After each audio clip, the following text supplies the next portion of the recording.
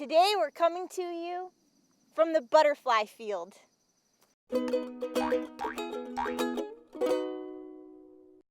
Hi everyone, welcome back to the U.S. Fish and Wildlife Service's Conservation Connect, the place where you learn about exciting careers, cool species, and the latest technology that conservation professionals use to study and protect wildlife.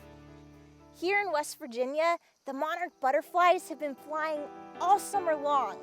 Now that the weather is cooled, monarchs from all over are ready to take their long journey to their wintering grounds. Join me now as we learn about this fascinating and beautiful species. To tell us more about monarchs, I have U.S. Fish and Wildlife Service biologist Tracy McLeaf, our monarch expert. Tracy, can you talk to us about how you got interested in monarchs? Well, when I was growing up, my grandmother was always really interested in monarchs, and with that influence, I really became interested in nature and insects. And in college, I studied insects and a little bit of butterflies, and then when I had the chance here at the National Conservation Training Center to study monarchs, I jumped at it, and it's been great. They're really interesting creatures. Now, I have heard that monarchs can migrate hundreds of miles. Is that really true? Yeah, actually, they can fly thousands of miles. The ones we tag here at NCTC will fly over 2,300 miles to get their overwintering grounds in Mexico.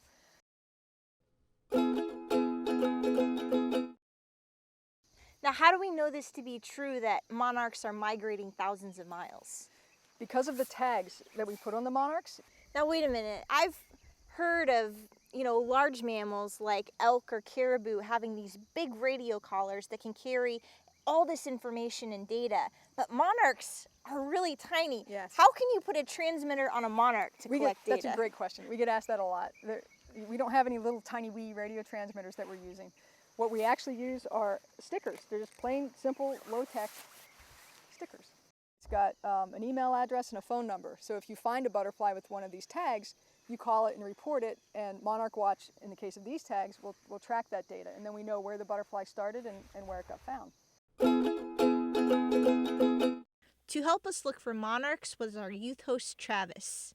All right, Travis, are you ready to catch some butterflies? I'm ready to catch some butterflies. All right, Tracy, what do we need to do?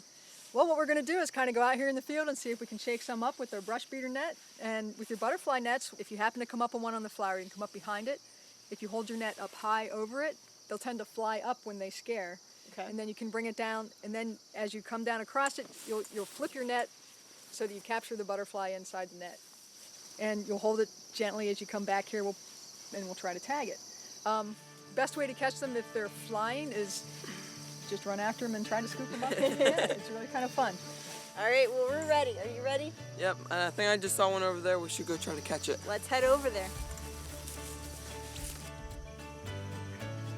All right, Tracy, show us the monarchs. Where are they? After some searching, we spotted one flying just ahead. There's one. Oh, there he is. Here we go. There's that.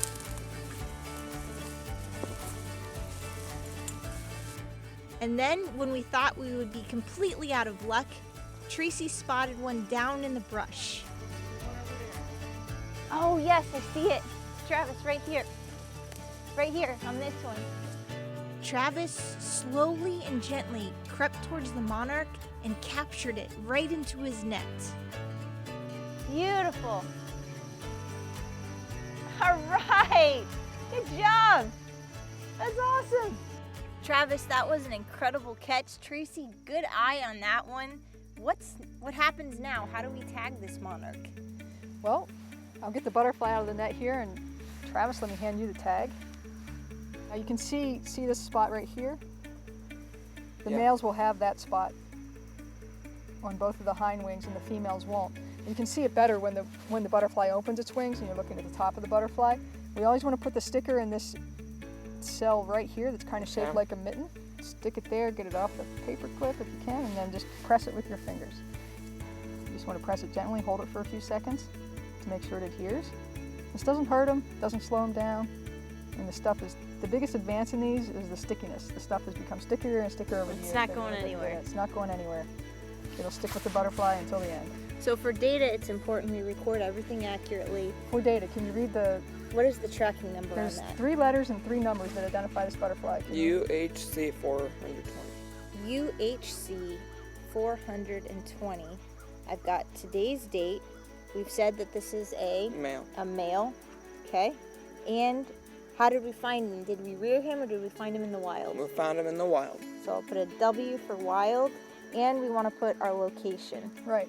And then all this information is used by Monarch Watch and their citizen science projects, but this guy's probably on his way to Mexico. Well, I was going to say, this guy's probably had enough excitement for one morning. Do you think we should release him and let him get on his way?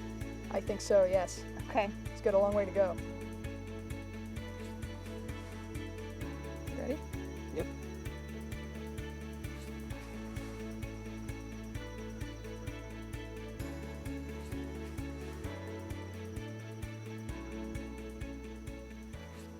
You can see the spots there real well when he opens his wings up. Very evident that it's a male there. Yeah, and those actually have pheromones in them. In some butterflies, they're important in mating. In the females, those veins that you see, they'll be a lot thicker on the female than they are there on the male. But they're about the He's same being size. really cooperative. Yeah, he's probably like alien abduction, wondering what happened to him. Oh, there he goes. All right.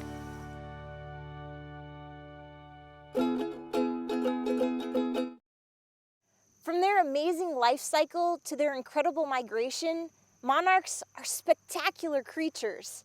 I know that I'm going to be ordering my own monarch tags and finding monarchs in my backyard next year.